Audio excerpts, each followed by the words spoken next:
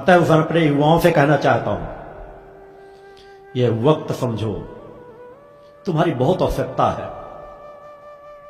इस तड़पती कराहती मानवता के लिए तुम बहुत कुछ कर सकते हो। यह तुम अपने आप को पहचान लो, अपने कर्तव्य को पहचान लो।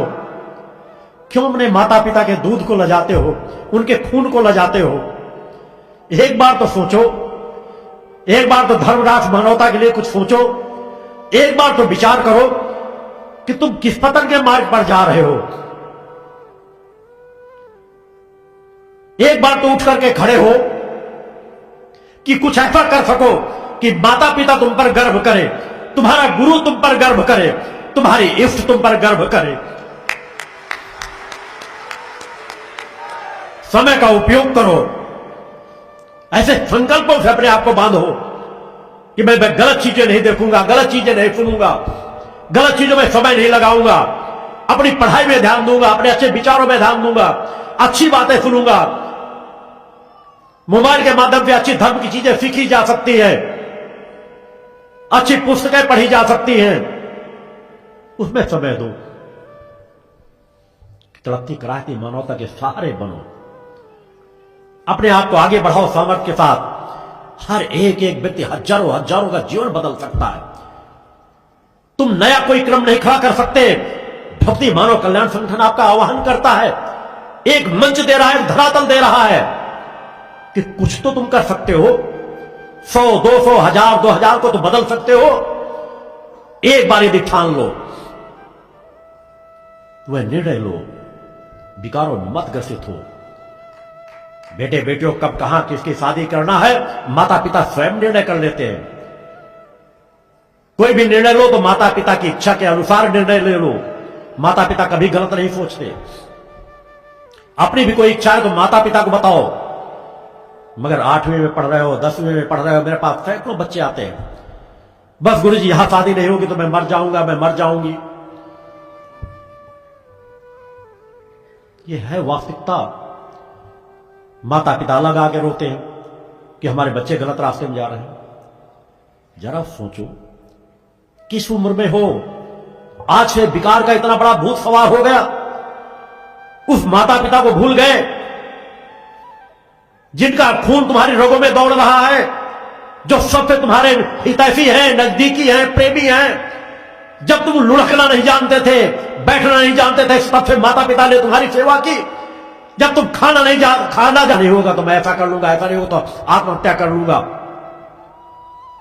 गुरुजी ऐसा शादी करा दी, मैं पूरी दुनिया को बदल दूंगा, फिर आपका ऐसा शिष्य बन जाऊंगा। मैंने अनेकों की शादियां कराई है, अपने आप को भी नहीं बदल सके, दुनिया को क्या बदलेंगे। जो वासना का गुलाम हो, अपने सत्य के पथ पर न बढ़ सके, वो कभी दुनिया नहीं बदल सकता। उस दिशा में बढ़ो। आपका गुरु आपको सही दिशा देने के लिए बच्चियों को जन्म लेने के बाद जिस दिन एहसास होगा कि मुझे अब किसी और पुत्र की आवश्यकता नहीं है, सपत्नीक गृहस्थ में रह करके पूर्ण ब्रह्मचर्य व्रत का पालन करता हूं, आपसे अपेक्षा करता हूं।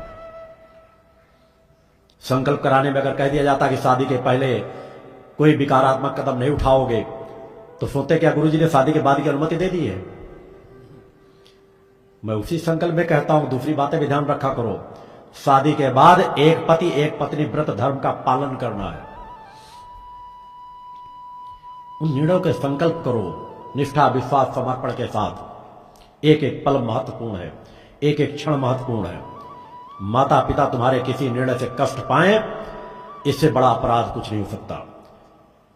त्रिभुवन का सुख तुम्हारे सामने खड़ पड़ा हो और तुम्हें निर्णय लेने की बात आ जाए कि माता पिता का आदेश सर्वोपरि है, त्रिभुवन का सुख सर्वोपरि है। जो त्रिभुवन के सुख को पैर पे ठोकर मार दे, वही श्रेष्ठ संतान कहलाती है। शंकर भगवान की जय। अगर माता पिता धर्माचरण करने वाले हो, माता पिता शराबी न हो, व्यभिचारी न हो, पिता तुम्हारी माता का ख्याल रखता हो,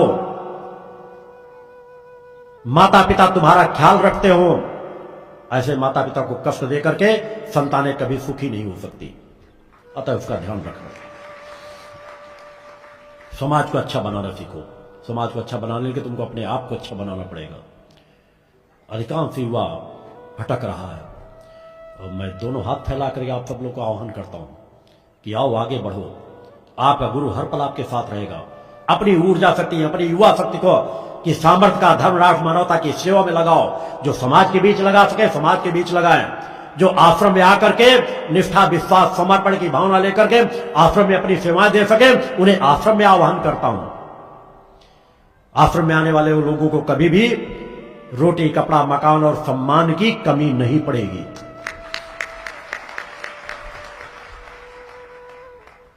मेरे लिए सभी शिष्य एक समान है। जो आश्रम में सेवाएं दे रहे हैं, समाज में सेवा दे रहे हैं। एक बहुत बड़ा एक ऐसा पावन पूर्ण अभियान चल रहा है, पवित्र अभियान चल रहा है जो त्रिवेणी से भी अधिक पवित्र है, क्योंकि वह माता आदि सज्जनी जगदम्बा के द्वारा प्रेरित है, निर्देशित है।